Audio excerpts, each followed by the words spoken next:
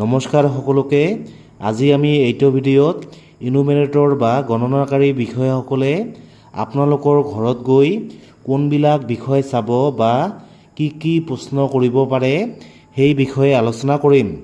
প্ৰথমে নাম্বাৰ 1 কি কৈছে, বিল্ডিঙৰ নম্বৰ। গণনাকাৰী বিষয়াসকলে আপোনালোকৰ ঘৰে ঘৰে গৈ এটা বিল্ডিঙৰ নম্বৰ দিব।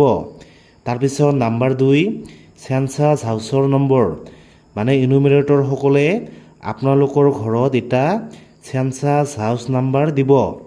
তাৰপিছত নাম্বাৰ 3 চেঞ্চাছ হাউচৰ মজিয়াৰ মুখ্য নিৰ্মাণ সামগ্ৰী। আপোনালোকৰ চেঞ্চাছ হাউচ বা আপোনালোকৰ গৃহৰ মানে মজিয়াখন কিহেৰে বনোৱা হৈছে, কিহেৰে নিৰ্মাণ কৰা হৈছে, মানে সেইটো চাব।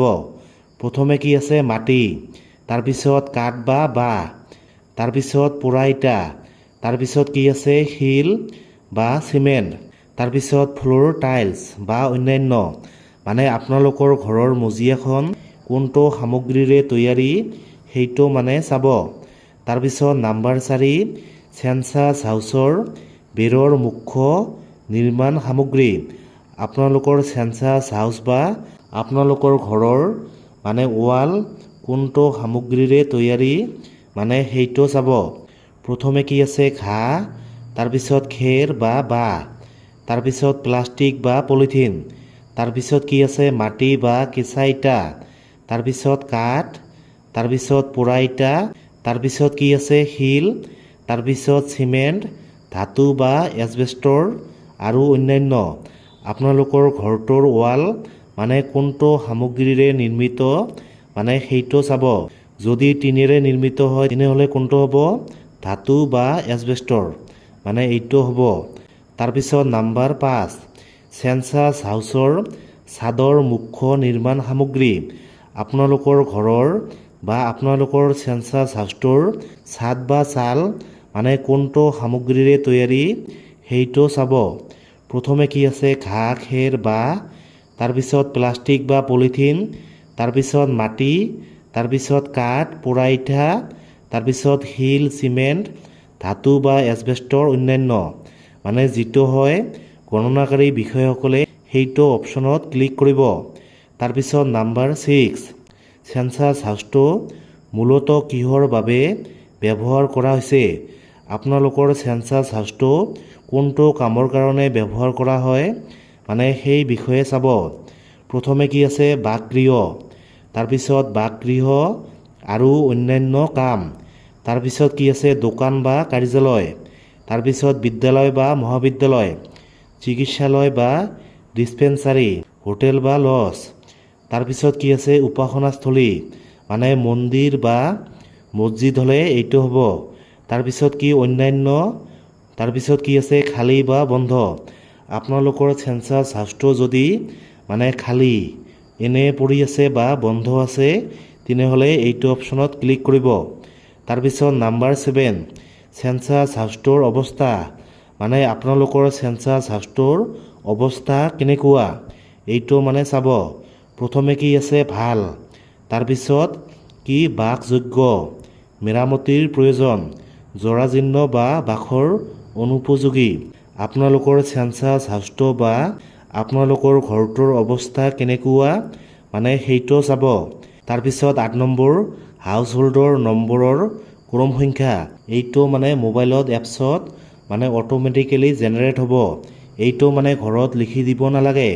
তাৰপিছত 9 নম্বৰ হাউচ হোল্ডত সাধাৰণতে থকা মুঠ ব্যক্তিৰ সংখ্যা, মানে আপোনালোকৰ পৰিয়ালত মানে মুঠ সদস্যৰ সংখ্যা কিমান এইটো মানে ক'ব লাগিব। তাৰপিছত 10 নম্বৰ হাউচ হোল্ডৰ মুৰব্বীৰ নাম, মানে আপোনালোকৰ পৰিয়ালৰ মুৰব্বীৰ নাম ক'ব লাগিব। আপোনালোকে মনত ৰাখিব যে মুৰব্বী মানে হৈছে কি, মানে যিজন মানে কি হেড বা যিজনে আপোনালোকৰ পৰিয়ালৰ মানে সিদ্ধান্ত ল'ব পাৰে বা সিদ্ধান্ত লয়, সেইজন হৈছে কি মুৰব্বী। মানে মুৰব্বী মহিলাও হ'ব পাৰে বা সৰু মানে ল'ৰাও হ'ব পাৰে, মানে যিজন মেইন মানুহ সেই মানুহজনৰ নাম মানে ক'ব লাগিব। তাৰপিছত 11 নম্বৰ হাউচ হোল্ডৰ মুৰব্বীৰ লিংগ, মানে পৰিয়ালৰ মুৰব্বীজন পুৰুষ নে মহিলা মানে সেইটো ক'ব লাগিব। তাৰপিছত 12 নম্বৰ হাউচ হোল্ডৰ মুৰব্বীৰ সামাজিক গোট মানে পৰিয়ালৰ মুৰব্বীজন SC নে ST নে কি অন্যান্য, যদি জেনেৰেল বা OBC হয় অন্যান্য, এইটো অপশ্যনত মানে ক্লিক কৰিব। তাৰপিছত 13 নম্বৰ চেঞ্চাছ হাউচটোৰ মালিকানাৰ অৱস্থা মানে আপোনালোকৰ ঘৰটো মানে আপোনালোকৰ নিজৰ নে ভাড়াতীয়া নে অন্যান্য, এইটো মানে চাব। তাৰপিছত 14 নম্বৰ হাউচ হোল্ডে একান্তভাৱে ব্যৱহাৰ কৰা মানে বাসযোগ্য কোঠাৰ সংখ্যা মানে আপোনালোকৰ ঘৰত মানে কেইটা কোঠা আছে সেইটো মানে ক'ব লাগিব। তাৰপিছত 15 নম্বৰ হাউচ হোল্ডত থকা বিবাহিত দম্পতীৰ সংখ্যা মানে আপোনালোকৰ ঘৰত মানে বিবাহিত দম্পতীৰ সংখ্যা কিমান আছে সেইটো ক'ব লাগিব। তাৰপিছত 16 নম্বৰ খোৱা পানীৰ মুখ্য উৎস মানে আপোনালোকে খোৱা পানী ক'ৰ পৰা সংগ্ৰহ কৰে সেইটো মানে চাব। প্ৰথমে কি আছে পাইপেৰে যোগান ধৰা পানী, তাৰপিছত হাত পাম্প, তাৰপিছত টিউবৱেল, তাৰপিছত কুঁৱা, তাৰপিছত কি আছে টেংক বা পুখুৰী, তাৰপিছত নদী জান নিজৰা বা অন্যান্য।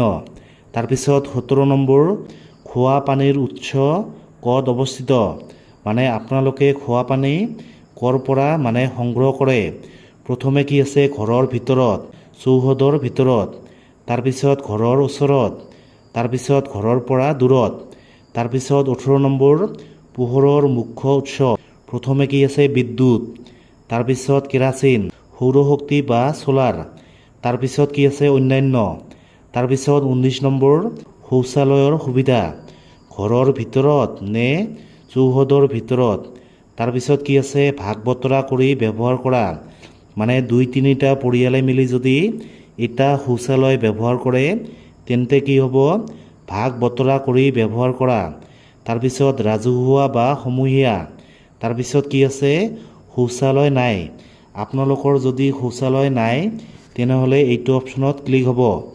তাৰপিছত 20 নম্বৰ শৌচালয়ৰ ধৰণ মানে আপোনালোকৰ শৌচালয় বা লেট্ৰিনটো কেনেকুৱা। প্ৰথমে কি আছে ফ্লাছ বা প'ৰ ফ্লাছ, তাৰপিছত পিট শৌচালয়, তাৰপিছত অন্যান্য, তাৰপিছত কি আছে শৌচালয় নাই। তাৰপিছত 21 নম্বৰ ব্যৱহৃত পানী ওলাই যোৱাৰ ব্যৱস্থা মানে আপোনালোকে যিবোৰ পানী ব্যৱহাৰ কৰে গা ধোৱা বা শৌচালয়ত মানে যিবিলাক পানী ব্যৱহাৰ কৰে এই পানীবোৰ মানে কোনফালে ওলাই যায়। প্ৰথমে কি আছে বন্ধ নলা, তাৰপিছত খোলা নলা, তাৰপিছত কি আছে নলা নাই, তাৰপিছত কি আছে অন্যান্য। তাৰপিছত 22 নম্বৰ গা ধোৱাৰ সুবিধা মানে আপোনালোকৰ বাথিং মানে ফেচিলিটি কেনেকুৱা সেইটো মানে চাব। ঘৰৰ ভিতৰত গা ধোৱাৰ কোঠা, তাৰপিছত কি আছে ছাদ নথকা আৱৰণযুক্ত স্থান, তাৰপিছত গা ধোৱাৰ সুবিধা নাই, তাৰপিছত অন্যান্য। আপোনালোকৰ যদি বাথৰুম নাই তেনেহ'লে কোনটো হ'ব গা ধোৱাৰ সুবিধা নাই। তাৰপিছত 23 নম্বৰ ৰন্ধন ঘৰৰ সুবিধা মানে আপোনালোকৰ ৰন্ধন ঘৰটোৰ মানে কেনেকুৱা সেইটো চাব। প্ৰথমে কি আছে ঘৰৰ ভিতৰত ৰন্ধন ঘৰ আৰু অন্য কামৰ কোঠা একেলগে, তাৰপিছত ৰন্ধন ঘৰ নাই মানে আপোনালোকৰ যদি মানে ৰন্ধন ঘৰ নাই তেনেহ'লে এইটো অপশ্যনত ক্লিক কৰিব। তাৰপিছত কি আছে অন্যান্য। তাৰপিছত 24 নম্বৰ ৰন্ধনৰ মুখ্য ইন্ধন মানে আপোনালোকে কেনেকৈ মানে ৰান্ধে এইটো মানে চাব।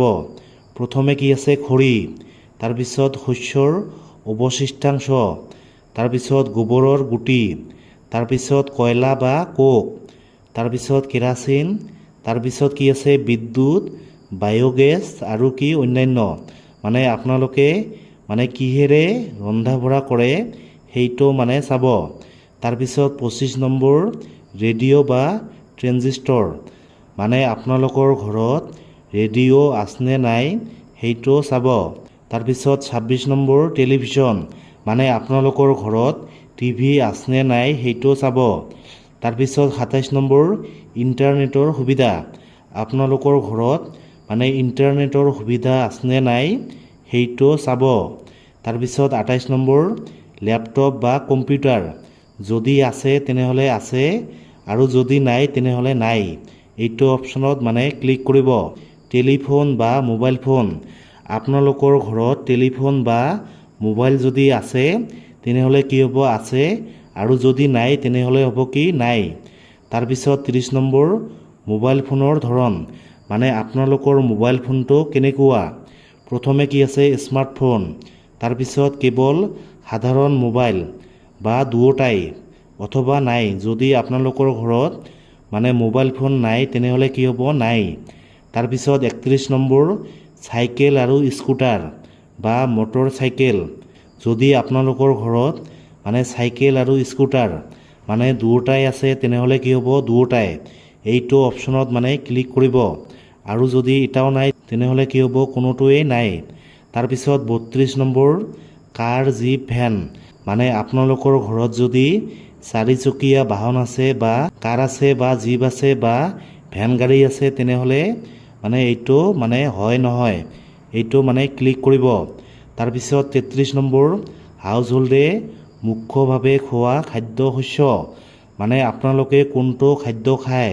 প্ৰথমে কি আছে? চাউল, তাৰপিছত ঘেঁহু, তাৰপিছত জোৱাৰ, তাৰপিছত কি আছে? বাজৰা, মাকৈ, অন্যান্য। আপোনালোকে প্ৰধানত মানে কোনটো খাদ্য খায়? তাৰপিছত 34 নম্বৰ, মোবাইল নম্বৰ, মানে আপোনালোকৰ ঘৰৰ এটা মোবাইল নম্বৰ দিব লাগিব। মোবাইল নম্বৰটো মানে এণ্ট্ৰি কৰাৰ পিছত মানে মোবাইলত ছাবমিট মাৰিলে আপোনালোকৰ ঘৰৰ চেঞ্চাছ হৈ গ'ল।